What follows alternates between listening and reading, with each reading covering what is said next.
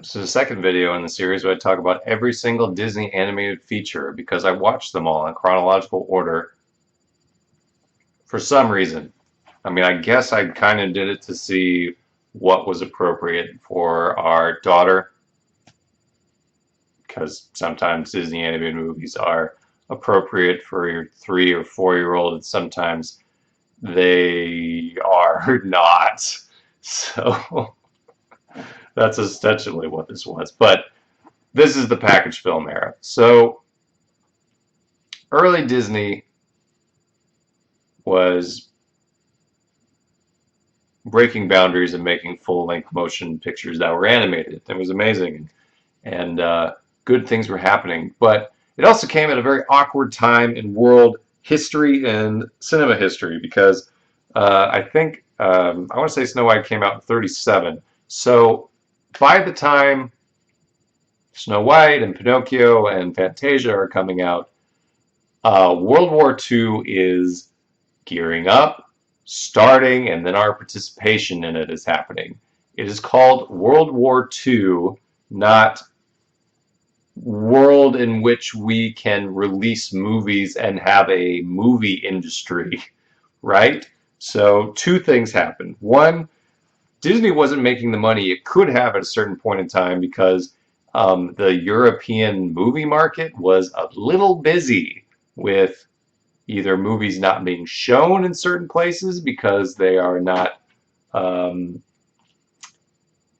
in a state where you can show them, whether politically or because they're literally at war and wouldn't care otherwise. So the European market goes away for the most part, robbing Disney of some of the profits it could be making in order to pay for these exorbitantly expensive films.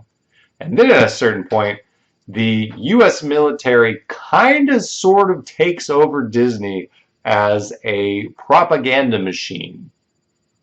This is not embellishment. This is not a joke. This is what actually happened. So, Disney stops making Disney animated movies and starts making movie propaganda or propaganda shorts. Some of these are propaganda shorts and other things. Some of these are like technical explanations about how military stuff works. Some of these are a full-length feature about why air power should be the way of winning World War II and doing other things. It was a weird time. Some of them are Donald Duck doing shenanigans with incredibly racist depictions of Japanese people. I did look this up to make sure I wasn't speaking out of turn when I called them incredibly racist depictions of Japanese people, but it was a thing. It was a thing for a lot of animation at the time, whether it was Tom and Jerry or Looney Tunes or whatever. There was a lot of animation from this '40s era that does not age well, and definitely came at a time of great stress in the United States towards a few certain countries for reasons that I'm sure you're all well aware of. Um, so that's happening. So Disney starts making packaged films, films that they could make more cheaply and that they could produce um, essentially in a way that would allow them to continue. Um, So they don't make another feature film until Cinderella in 1950. So in between Bambi and Cinderella, they make a whole bunch of package films, things that are stuck together. It might be two little mini movies stuck together. It might be 8 to 10 different segments of other stuff stuck together. The first couple are Saludos Amigos and The Three Caballeros, both of which take place or depict South America. You might be asking yourself, why was this the case? Um, Again, it was World War II. It was a good time to establish relations between the United States and various countries in South America, so they didn't establish strong relationships with Germany. It was a thing. Three Caballeros might be the only decent film out of this entire package film era, in my opinion. Um, it kind of takes what Saludos Amigos was doing and at least seems to have more fun with it There's good use of guest stars, which we'll see a lot of guest stars in this package film era. Um, Out of all of these, I would say, I don't know, maybe check out Three Caballeros on streaming if you really, really want to. But another thing this whole era does is that there's a surprising amount of live action actors, actresses, singers, and live action footage. Like these are uh, animated features, but they're not actually animated the whole way through.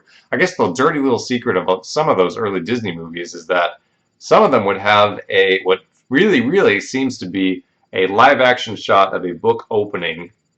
This is the thing that Shrek made fun of years and years later. A live action shot of a book opening. Like they call them fully animated, but no, some of them aren't. These package film eras are definitely not. They'll actually have live action scenes. They'll have scenes where the live action actors or singers are in with animated characters or interact with those animated characters. Kind of like Who Framed Roger Rabbit years and years later and done much better than these ones. But um, Three Caballeros, good use of the guest stars. There would be points in time where the guest stars are like too much, and you're like, why are they here? Were they cheaper than like fully animating a scene? What is going on?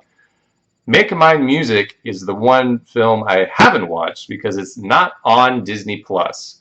And I'm not totally sure why. Like, there's some things on Disney Plus from Disney's history that have been cut for um, racial content reasons. There's a cat playing with a moth outside that window. Uh, Song of the South, for example. I'm not on Disney Plus, I believe, for racial reasons. I couldn't figure out if Make Mine Music was the same way. It doesn't seem so. It seems like there's some suggestive content in a couple of the things. There's some gunfighting in one of the scenes, but frankly, there's some guns shot in later Disney movies, more than you would expect, um, and they're on there. I kind of suspect it's like music rights. Maybe there's some kind of musical right or copyright dispute or something that Disney doesn't want to pay for to have on streaming. I'm not really sure, but my guess is that's why Make Mine Music is not here. So I don't know what Make Mine Music is. Good luck. Fun and Fancy Free is basically just two big things stuck together.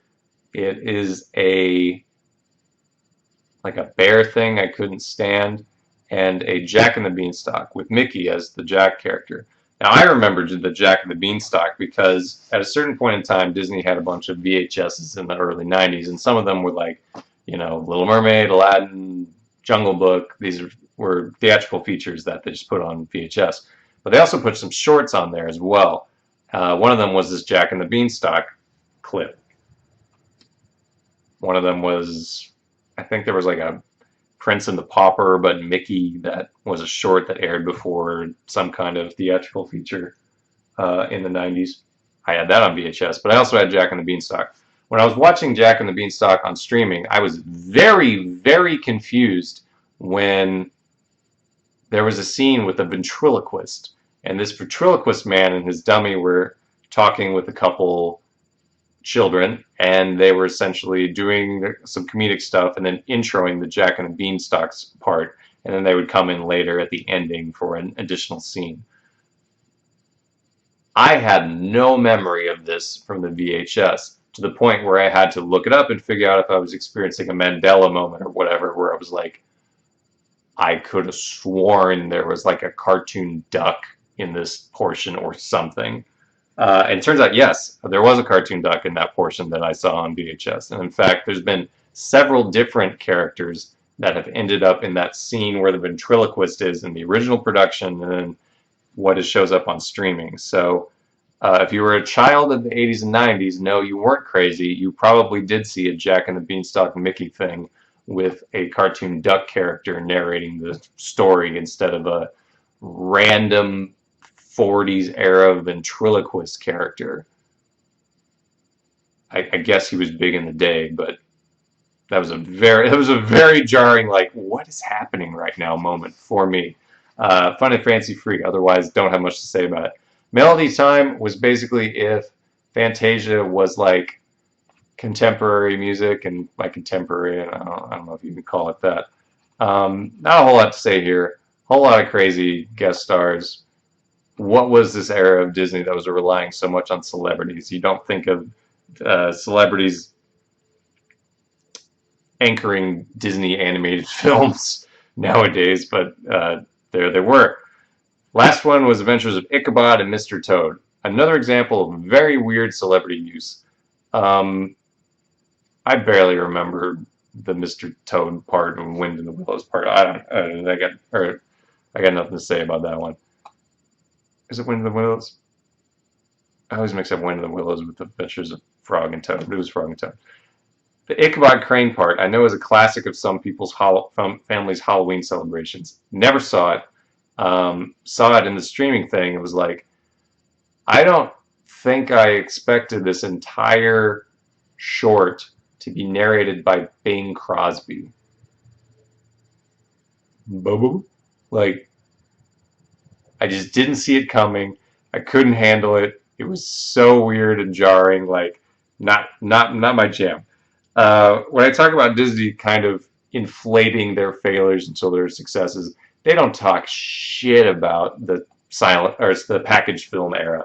Like, there's nothing here to talk about. There's nothing here to say. It's just a very weird time where they had to scrap together these weird little movies in order to keep themselves funded and eventually make their way back to making featured animation again.